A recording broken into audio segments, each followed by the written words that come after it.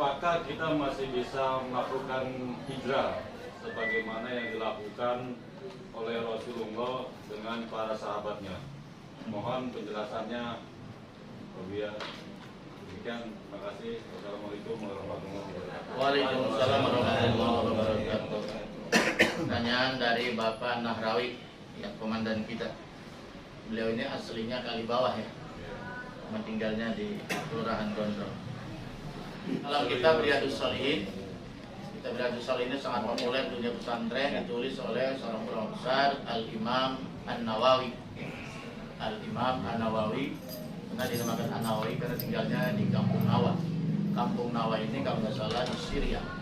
Ya, sekarang sedang perang ya antara Syiah dengan kaum Sunni.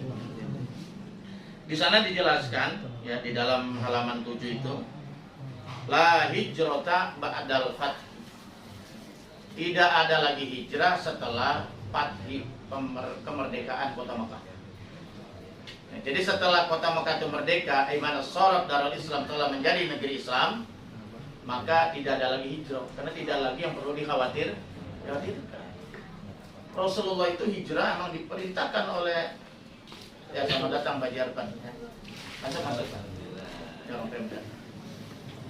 Jadi Rasulullah SAW itu hijrah itu bukan karena pengecut, ya, bukan karena tak lari dari. Pada zaman Rasulullah SAW itu waktu di kota Mekah, Islam tidak punya power politik, tidak punya kekuatan apa-apa.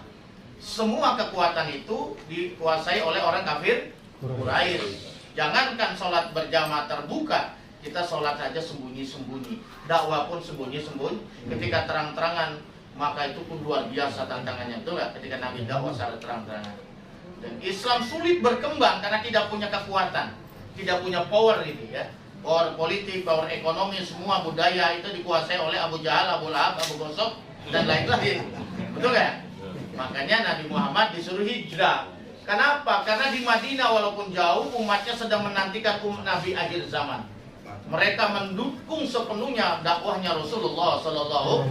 Makanya setelah Nabi Muhammad hijrah ke Madinah, maka umat ini terbentuklah umat Islam, komunitas Muslim namanya ya. Nah, sehingga Islam punya power, punya kekuatan. Makanya Nabi bukan hanya sebagai pemimpin agama, seorang Nabi dan Rasul, tapi juga kalau sekarang sebagai presiden Nabi itu.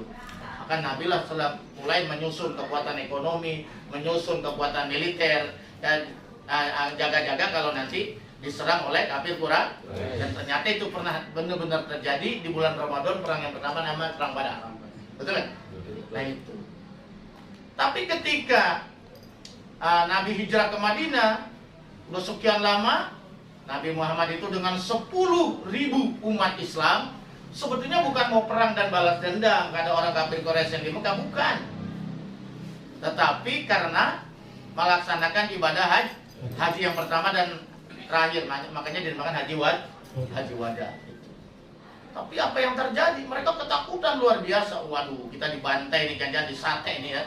Ternyata bahwa Nabi Muhammad itu dengan jamaahnya, dengan umatnya adalah ingin menunaikan ibadah haji, gitu kan?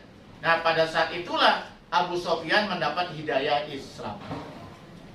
Karena di saat mereka suasana genting dan ketakutan, Rasulullah mengatakan, "Man dakhala baita Abi Sufyan faqad amana." Barang siapa yang masuk ke rumah Abi Sufyan faqad amina, maka dia telah aman. Jadi Abu Sufyan dalam kondisi kepepet masih dihormati oleh Rasulullah. Akhirnya apa? Dia membaca syahadat. Karena Abu Sufyan ini sebagai pimpinan yang baca syahadat, maka akhirnya rakyatnya pun baca syahadat, masuk Islam berbondong-bondong, kecuali nggak dapat hidayah, kabul dari kota Mekah. Maka turunlah iza jaa nasrullahi wal fath wa ra'aitan nasa yadkhuluna fi dinillahi afwaja. Yadkhuluna, mereka masuk di dalam agama Allah berbondong-bondong afwaja. Nah, setelah itu maka kota Mekah dinamakan kota yang merdeka, menjadi kota Islam. Makanya Nabi ngomong setelah itu, la hijrata ba'dal fath, tidak ada lagi hijrah. Ngapain hijrah? Karena kota Mekah sudah terbebas. Abu Sufyan satu yang jadi pemimpinnya itu adalah setelah mendapat hidayah masuk Islam. Abu Jahal nggak dapat hidayah, mati kafir. Apa lagi? Abu Lahab pamannya sendiri nggak dapat hidayah karena kesombongannya, mati kafir. Abu Sofyan alhamdulillah masuk Islam. Akhirnya anak buahnya semua masuk Islam. Semua patung-patung 360 patung dihancurkan semua yang ada di sekitar Ka'bah itu. Masya Allah, luar biasa pada saat itu. Makanya tidak ada lagi hijrah. Nah tadi sesuai dengan pertanyaan, apakah kita masih bisa hijrah? Hijrahnya seperti apa?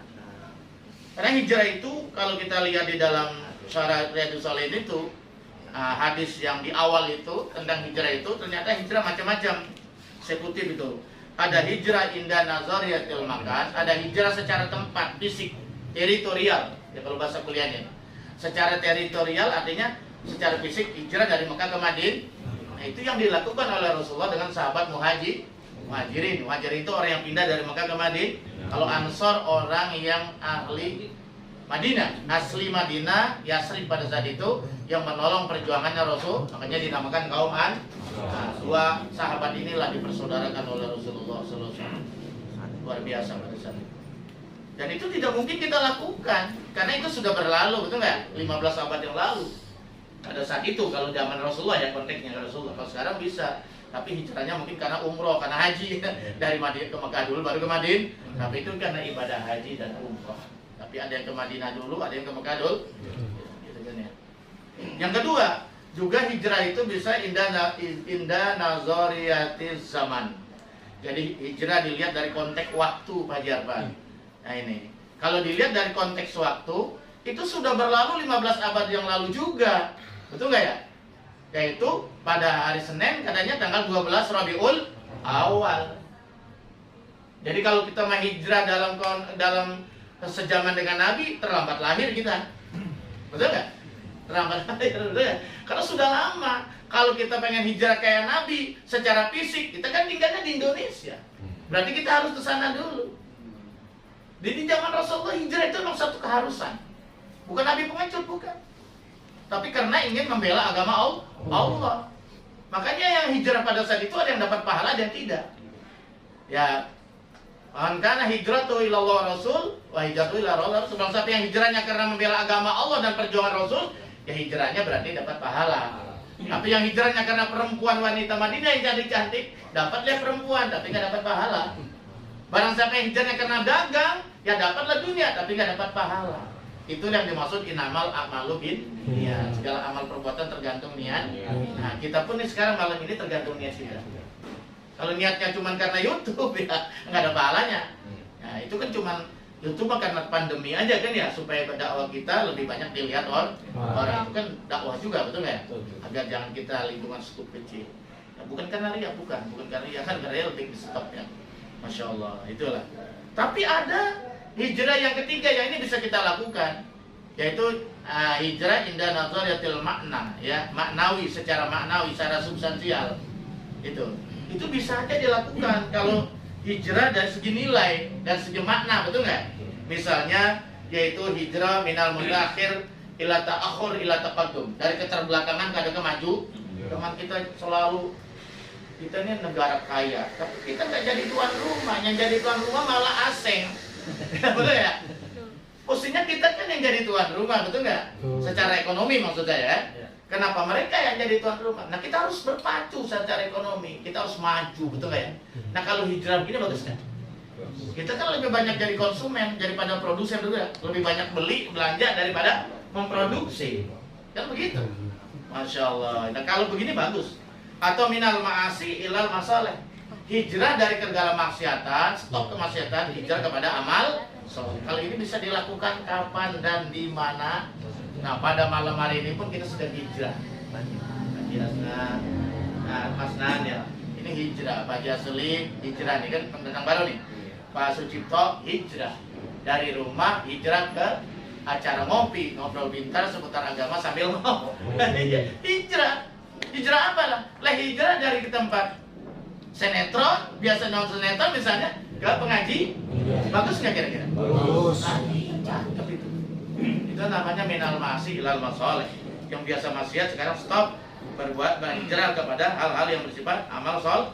Nah, misalnya minal ahlakil maghumah ilal mahmudah, hijrah dari ahlak yang tercela, ahlaknya buruk, rubah nih tahun baru. Kita hijrah kepada ahlak yang terpuji. Nah kalau ini bisa dilakukan kapan, di mana? saja kalau model begini. Atau minal jahli ilal ilmi, daripada kebodohan kepada ilmu pengetahuan. Iya, hijrah masa selamanya bodoh. Ya. Kata orang tua dulu, nah, ini kata orang tua saya ya, gua biarin bodoh, gua mau jadi petani, tapi lu gak boleh bodoh, lu harus pinter. Makanya kalau lagi belajar gak pernah diganggu, lagi sekolah gak pernah diganggu. Tuh orang tua dulu hebatnya begitu. Yang mudah-mudahan orang tua saya dilapangkan alam kubur. Saya tuh gak pernah makan bangku sekolahan, Pak.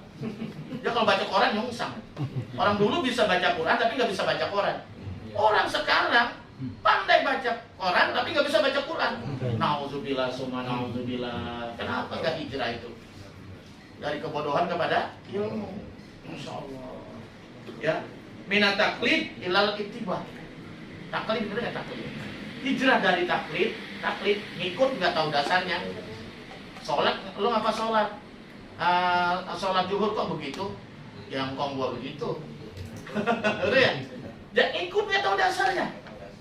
Ya, mending ikutnya sama orang berilmu, tidak. Jadi nggak boleh itu ibadah begitu.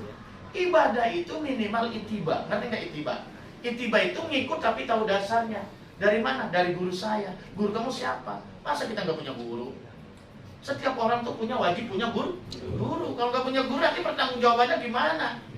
Itu pun jangan sembarangan, jangan-jangan gurunya ISIS. Guru itu yang sangatnya jelas gitu loh. Ya guru belajarnya sama siapa, kayaknya siapa, jelas gitu loh. Betul nggak? Kalau tidak, jangan-jangan salah itu. Itu Pak. Nah, karena orang kalau nggak punya guru, nanti kalau dia ibadah itu gurunya setan. Kan begitu. Betul nggak? Nah, jadi taklid itu melakukan sesuatu tanpa dasar ilmu. Tapi kalau ittiba, melakukan sesuatu tahu dasarnya. Dasar mana? Ini dalilnya, ini dalilnya. Kalau nggak hafal, bilang aja, saya ngikut guru saya. Misalnya, saya anut begitu. Kan namanya masih punya pegangan tuh. Nah, kita nggak usah ijtihad lah. Kalau ijtihad itu kelasnya Imam Syafi'i, kelasnya Imam Malik, kelasnya Imam Abu Hanifah, kelasnya Imam Ahmad bin Hambal. Itu mereka mujtahid. Mereka nggak taklid, mereka nyari sendiri dasar-dasar hukum Quran dan hadis. Kemudian mereka lahirkan itu hukum-hukum itu. Kalau kita kan nggak, tinggal ngikut. Namanya ittiba, betul ya? Ngikut. Karena udah ada semua di kitab. Ini hukumnya apa, ini hukumnya apa, itu namanya fikih. Karena fikih itu lahirnya dari usul fikih. Usul fikih itu siapa yang merumuskan? Itu 4 mazhab. Yang pertama Imam Hanafi, Abu Hanifah. Itu tinggalnya di Baghdad. Itu imam yang paling senior. Yang kedua Imam Malik, ini imam gurunya Imam Syafi'i ini. Guru Imam Syafi'i pernah belajar langsung Imam Syafi'i. Tinggalnya di Madinah. Yang ketiga baru Imam Syafi'i. Imam Syafi'i ini pernah belajar sama Imam Maliki, pernah belajar juga sama murid-muridnya Imam Hanafi. Karena Imam Hanafi sudah meninggal dunia. Imam Syafi'i lahir, Imam Syafi'i meninggal dunia, jadi nggak ketemu jauh. Nah, kemudian yang keempat Imam Hambali, Ibnu Hambal. Ibnu Hambal ini hampir hafal 1 juta hadis. Ini murid terbesarnya Imam Syafi'i. Kok mereka berbeda antara guru dan murid? Itu kan soal biasa. Gak ada masalah berbeda itu asalkan ada dasar ilmu. Cuman kita alhamdulillah di Indonesia ini mayoritas pakai Imam Syafi'i karena kebetulan dulu yang datang kemarin ulama-ulama wali songo itu imamnya Syafi'i. Nah, ya, dia mazhabnya Imam Syafi'i. Itu akidahnya juga Ahlussunnah wal, yaitu Abu Hasan Al-Asy'ari dan Al-Maturidi. Alhamdulillah. Tapi negara-negara lain ada yang Hanafi, seperti Maroko itu Imam Maliki, seperti di Mekah Madinah itu Imam Hambali. Padahal Imam Syafi'i, Imam Maliki tinggalnya di mana? Madinah. Malah yang berlaku di sana mazhab Hambali. Ya, kenapa? Ya karena rajanya di sana itu mengikut mazhab Hambali. Jadi nggak boleh berlawanan dengan raja. Mazhab resminya maksud saya. Nah itu barangkali yang dapat saya sampaikan, bahwa kita sekarang ini masih bisa hijrah. Tadi siapa yang nanya? Oh, Pak Nara, masih bisa Pak. Tapi kalau hijrah, maksud saya bukan hijrah secara fisik kayak Nabi dulu dari Mekah ke Yasrib, bukannya secara waktu 12 Rabiul Awal hasilnya 15 abad yang lalu, tapi secara nilai. Mari kita hijrah. Nilai-nilai hijrah itu bisa kita lanjutkan. Ya betul kan? Dari keburukan, dari kebaikan, dari maksiat kepada amal soleh dan seterusnya. Insyaallah. Wallahu a'lam. Alhamdulillahirrabbilalamin. Pemirsa, demikian tadi penjelasan dari guru kita atas pertanyaan dari Bapak Nahrawi yang menanyakan permasalahan hijrah ya. Jadi yang jelas saat ini kita hijrah dari sesuatu yang kurang baik atau yang buruk kepada sesuatu yang lebih baik, yang terbaik bahkan. Semoga itu tadi apa yang telah disampaikan oleh guru kita dapat menyerapnya dan kita bisa mengaplikasikannya dalam kehidupan kita sehari-hari. Amin.